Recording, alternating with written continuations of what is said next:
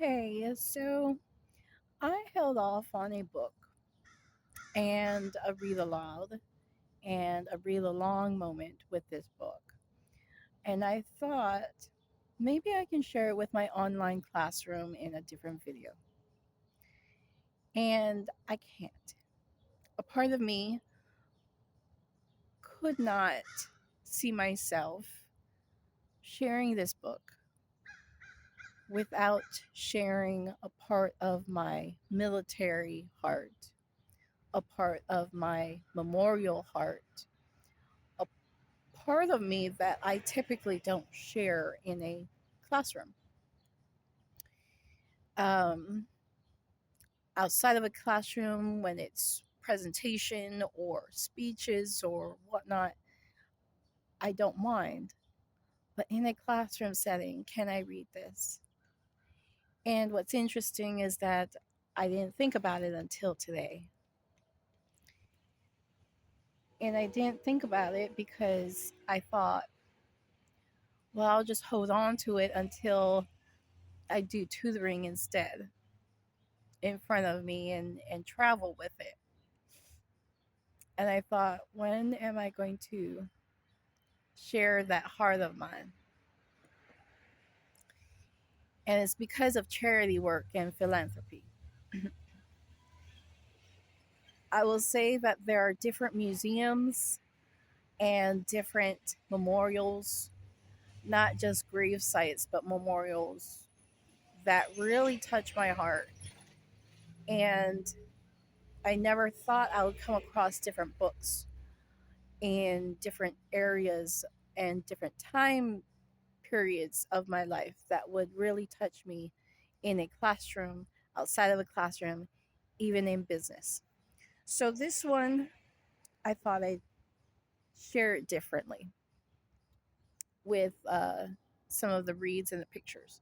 This one's The Earth Dragon Awakes. And the San Francisco earthquake of 1906 is based on the true events.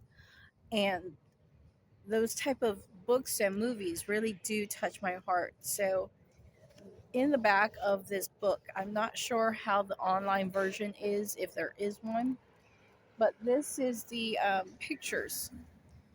He apparently was able to get permission or whatever it is for these pictures on Sacramento Street on Nob Hill, looking east toward Chinatown and the advancing flames. Note the building on the right that has lost its front, like the Smiths' home. The Travises lived below the western side of Nob Hill. The earthquake wrecked these houses on Golden Gate Avenue near Hyde, close to the city halls in Hayes Valley. On his way to the ferry, Chin would have passed to the east of these. That's just two pictures. There's a total of six in here. I won't read it all, but very interesting to see. It's um,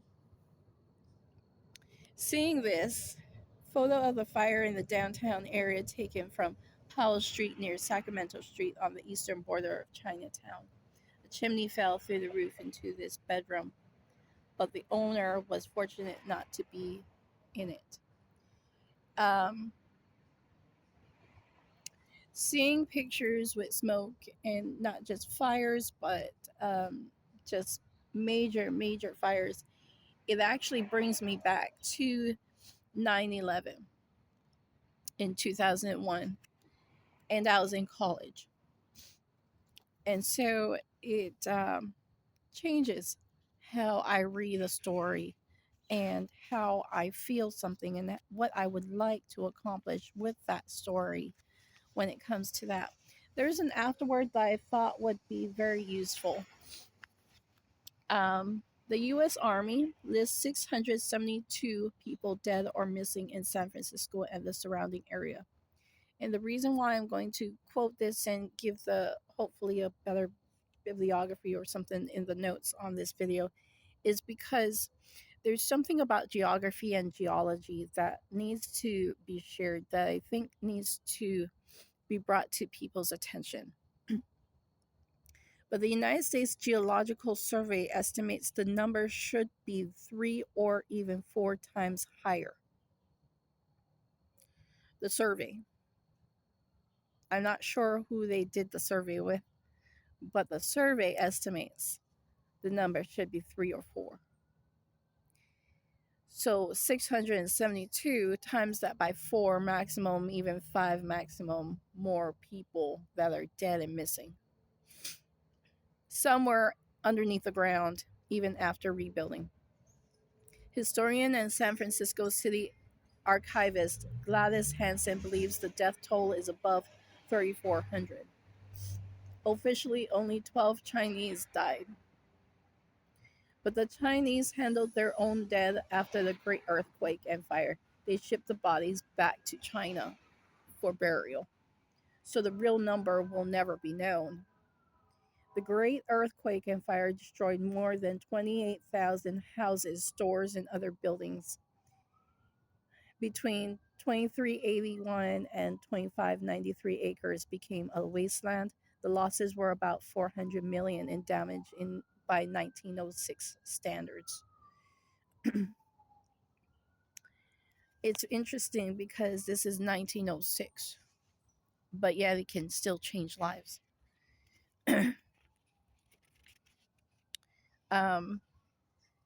This is published with Harper Trophy. In the preface, it says the characters are imaginary. However, the events in the novel are based on fact. I could not have made up so many grand and terrible things. The structure of this book is the reason why I kept it for this long. I don't know how long, several weeks. Each chapter begins at the top. 5:20 a.m. Wednesday, April 18th, 1906. Travis Household, Sacramento Street area. It gives an accounting of where the event took place. So even though the characters and the story might be made up, the actual fact of it happening during these time frames, 7 a.m. to 8:15 a.m. Wednesday, April 18th, 1906, Chinatown. I don't think I could ever consider the views of someone that is not heartfelt about war and those types of things that happen. 10:30 a.m. to 1 p.m. Wednesday, April 18th, 1906, from Chinatown to the Ferry Building. This is also how I teach journal writing. I, as an educator, had taught ways of note-taking, journal writing, reflection, and building upon those that develop themselves, students and adults. 3 p.m. to 4 p.m. Wednesday, April 18th, 1906, San Francisco. By the end of it, you get to late afternoon. It's now not a time frame. It just says late afternoon. Friday, April 20th, 1906, Oakland. San Francisco is still burning. Flames cover the hills. Most of the buildings are gone.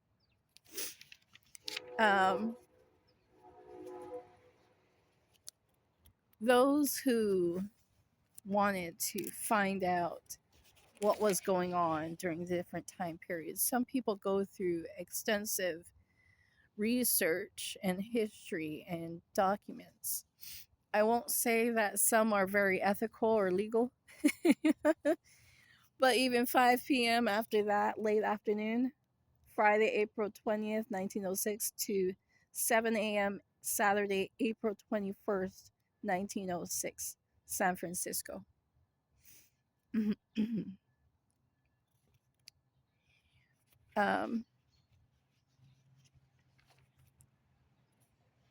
Late afternoon.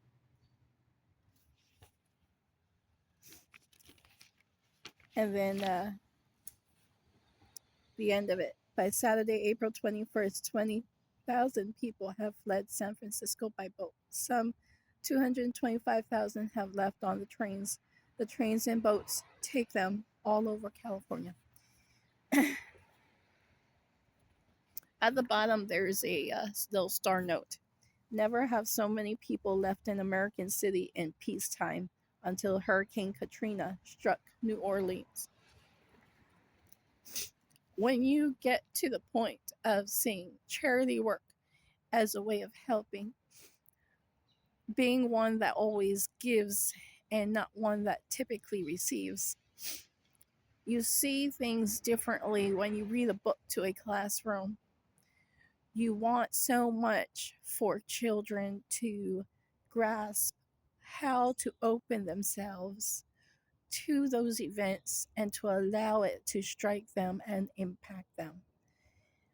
When there are essays being written, when there are writing skills to still teach, there is still a way to open a child's heart to more research and to impact that child to the point of wanting to do something about it, even if they aren't 18 years old.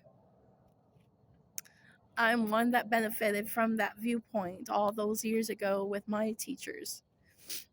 And so, to those that do continue living or reliving in some way that heart of yours with the charity and philanthropy, service, whatever it is, continue being that type of person. Even if people say, well, it's a medical situation, it's not, because when you have a heart for people, you have a heart for people. You can't, it's not a medical argument. It's more of, are you really considering humanity? Are you really considering the view of why so much can impact and what you can do as a person, how much impact you can make or one person can make in this world, whether it's through this type of a book or another type of book? All my love. Thank you to those that do enjoy literacy in different areas. Enjoy all the research that you can, and I hope it makes a difference for you.